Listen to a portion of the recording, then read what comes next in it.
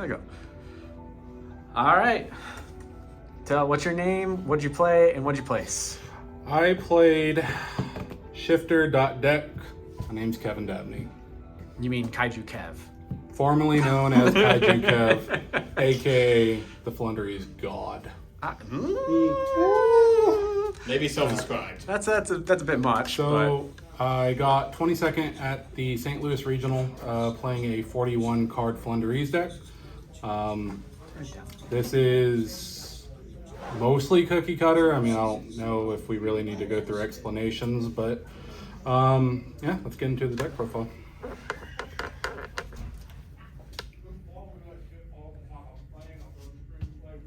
It's literally everywhere. Oh, okay, cool. It's big. So we played 3 Rabina. You have to. It literally starts the whole entire combo. 3 Eaglin. Same reason. Like a follow-up, you can go full combo with Eaglin and Map. And then we played 1 Stree, 1 Toucan. We were playing this at 2, but it's more of an extender at this point rather than a starter. And then as far as the big birds go, we played 2 Impin, 1 Rhizo, 1 Apex Avion. Impin, I played 2 because it works on the grind game and also it applies a lot of pressure. Rhizo because Rhizo's broke. And then Apex Avion, I was going back and forth between cutting this card and just not playing it at all or siding it. But the situations come up where you actually just need to make an Avion to protect the rest of your combo so you can ensure game. As far as the other birds in the deck, we play 2 Wind Barrier. Even though a lot of people play 1, the second one comes up a lot. And also with playing 2 Impin, during your opponent's turn, if they normal summon a monster and just try to force themselves into battle, that tells me that they don't have a way to negate the Wind Barrier and they can't get, the only way they can get around it is destroying it. So half the time we'll just make double Impin, double Wind Barrier. And then when I do that, my opponent just scoops. So, and it also guarantees game my next turn because I've already searched my all your other searches. Yeah, everything's set up. Yeah, everything's set up for the OTK. And then all hail our Lord and Savior, D-Shifter. Praise be his name. This card, I played a lot of Punk. I played a lot of ABC Therion. This card just literally shut him out of the game. There's not much to be said about it. I do think that this card isn't as optimal with the more higher tiered meta decks like Sword Soul and Despia because they can kind of play through it, but I have side cards to deal with that. And then as far as hand traps go, outside of the D-Shifter. Outside of D-Shifter. Hand traps, I play quite a few hand traps. I play 3 Ash, best hand trap in the game currently. Ooh, oh man. You gotta disrespect them a little bit. That's exactly We'll what your get deck does. We'll get to disrespect later. Well, we played 2 Effect Veiler and 1 Crow plus a 3 D-Shifter. That is a total of 9 cards. Oh, and I guess if you want to count Imperm, we have Imperms in here. So 12 hand traps altogether. A lot of people are questioning whether or not, or why I was playing Veiler with Shifter. It does conflict sometimes, but honestly, I don't shotgun Shifter very often. I normally wait for the normal summon. It's just PTSD from Gamma, but a lot of the times where someone would go normal summon, Aluber, activate effect, I'll go chain Shifter, any response, and if they don't have a response, I'll chain Veiler behind it, so I can get full value off the 2 hand traps. But Veiler actually did save my my bacon in round 8 that decided whether or not I was going to top or not. I did notice a lot more people are playing Salad in other link-based decks because D-Barrier's in the game. So along with that, a lot of people were on Access Code Talker. I was going to get OTK'd, but because I had the Veiler, I was able to Veiler the Access Code and the Open Game State. So I like the higher hand trap lineup. I don't like the blind second build. Just something about letting my opponent go full combo and me just praying that I open up Dark Ruler plus Raigeki just doesn't sit right with me. As far as all the other engine requirements for the deck, we do play 3 map, 3 advent, fuck this card, and the most balanced trap card in the game. But, I mean, there's really no explanation, really. Is there terraforming?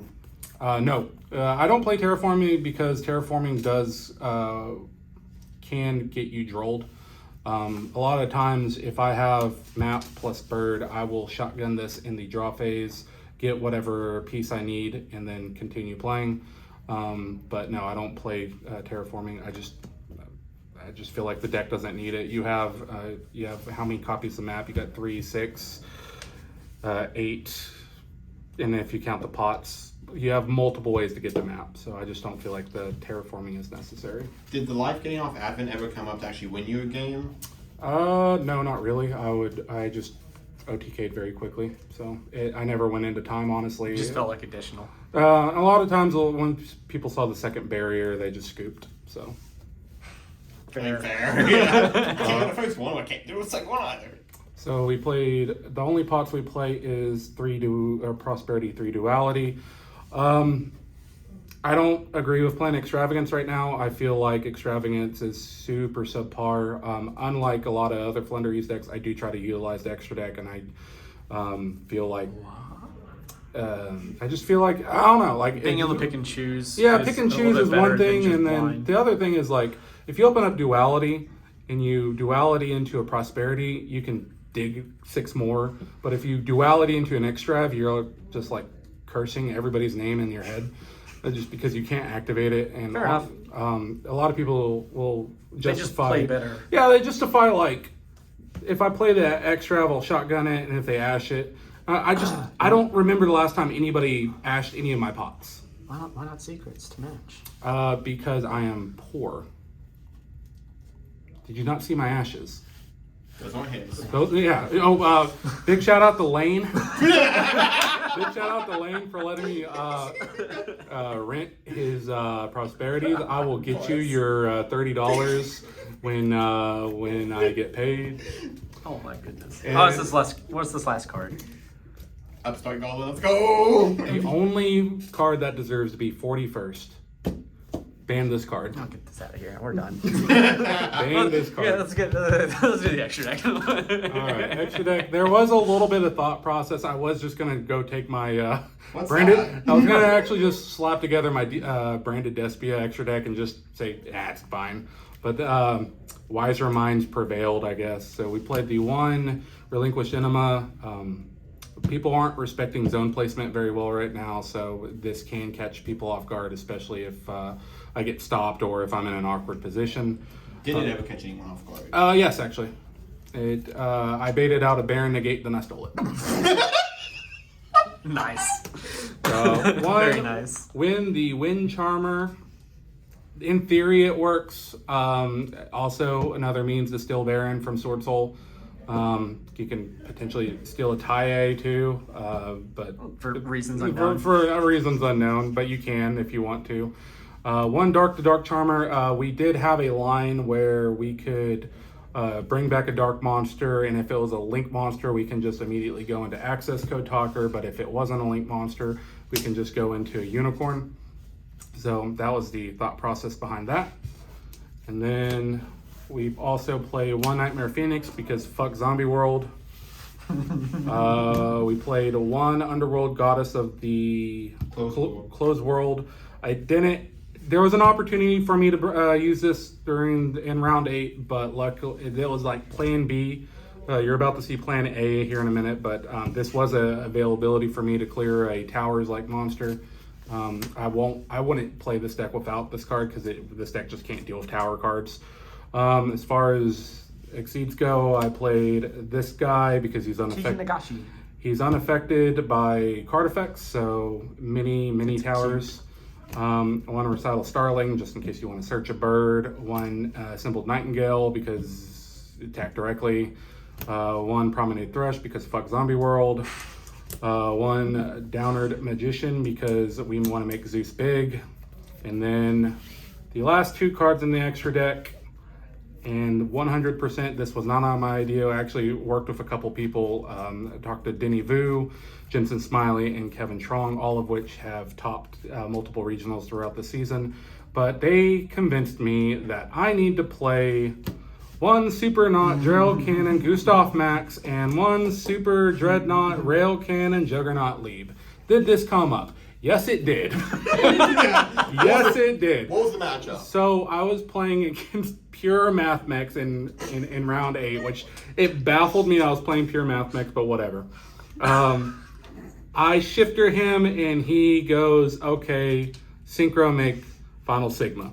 At this point in time, I just do normal Floowandereeze combo. I ended on Impin, Wind Barrier, Trap. On his turn, I just shotgunned the Dreamy Town. I made a second Impin, and I summoned a Rabina, and I made a Toucan. So my whole entire board space was filled up. And you're going to be asking, why did I not just make a second Wind Barrier? But the reason was I was trying to make sure I could clear it, whether or not through this or Underworld Goddess. So I wanted to make sure the monsters were there because I had an Eaglin in hand, and I had another way to get Toucan back with, or I had a way to get Toucan on the board as well. So I could go Underworld Goddess, but he immediately went into battle phase. He attacked Wind Barrier, dealt 4,000 damage to me because he felt like that was the #1 threat.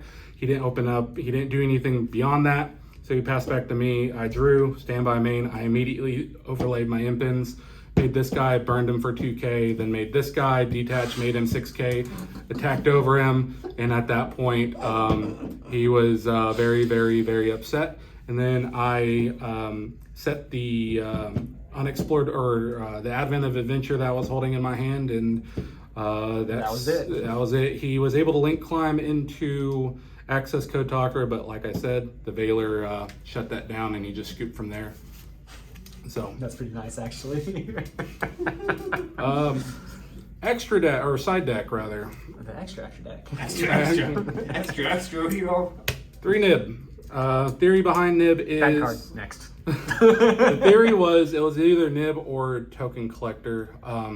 I wanted something that if Shifter wasn't good in the matchup or it didn't matter, I wanted to side a Nib because no one is respecting Nib right now. Everybody's playing into it.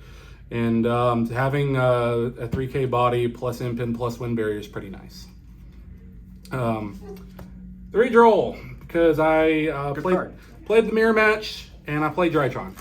Oh, poor Drytron player. Yeah, I mean, game 1 he went Vanity's Ruler on me, and I pretended like it mattered for a good 3 minutes before I normal summoned Rubina. A good 3 minutes, my guy. Oh yeah, I was being Good lord. soap opera. I was killing it. 3 MST. I play MST because it is free. I don't want to lose in time because of life points from Cosmic, and honestly, this deck really can't afford to discard a card for Twin Twisters. It came up once where my opponent went anti-spell, I said MST, and he said, wow. So. Fair. I guess it's a reaction. So. There you go. And then our other board-breaking card is probably the best one currently in this format. Evenly matched. This card came up a lot. The idea was... well, there is no idea. I just evenly people. I mean, it's just read the fucking card. Jesus Christ. And then the last 3 cards. Shocker. This is no fun zone here.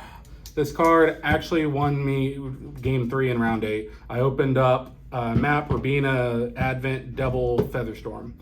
And I just proceeded to insert myself into this man's body. Was there any thought, like, ever to like play Trap Trick to try to play more copies of that? It did come up. We were considering it. Me and Kevin Trong were considering playing Trap Trick, but we also were considering Trap Trick with D-Barrier. But at the end of the day, I felt like the non-negotiables for this is, these are non-negotiable, this is non-negotiable, this is non-negotiable. You can pick your flavor of how you want to deal with your back row removal. The only thing that I would say was negotiable is Z6, but I didn't have enough for the mirror match, and the mirror match can get really long and excruciating. In fact, a lot of the mirror match is whoever has a stronger will. It's not whoever beats the person to 0 life points. It's whoever gives up first, because they're getting so sick and tired of the fucking match. But the draw was actually for the mirror match, and also I expected Drytron to be there, and I wanted to blow out for that. And then the last 3, it could have been double D barrier and 1 trap trick, but I felt like Nibiru had its place, and it did. I shifter Nibiru'd several people throughout the tournament, and they immediately scooped after their cards got banished. So Fair enough. You shout out? yes, because Kevin Trong said he was going to kill himself if I didn't mention him. But Nice time on video. But yeah, big shout out to Kevin Trong. Me and him were crafting a list and talking deck theory for many nights up until 2 o'clock in the morning, because I was stressing out because I didn't have my invite, and Nats is literally 4 weeks away. Shout out to Denny Vu. He also helped me out. Jensen Smiley for helping me out. Lane for letting me rent a card. Or cards. Barry Logan for letting me rent some cards. Shout out to all of PCD, because they all went extra because they're scrubs. And then who else? Shout out to James for being my chauffeur. And then shout out to Jonathan Golden for no reason whatsoever. That's really nice. And then again, I guess I'll thank my wife and my kids for again. Oh, okay. We're starting to ramble a bit too much. No, but seriously, thank you for I everybody. think the Academy. I do want to thank everybody that played a big part in this. But other than that, yeah, I mean, it's Splendor. I mean, it does one thing and one thing really well, and if you brick, you say fuck this deck. So. Or you take this deck to Nats. Yeah, probably. I mean, I think I actually. Yeah, fuck this deck. We're going to Nats. Let's go. I mean, I probably won't play in the main event, but I kind of want to play the side events for the giant card and all that other stuff. So. Okay, cool.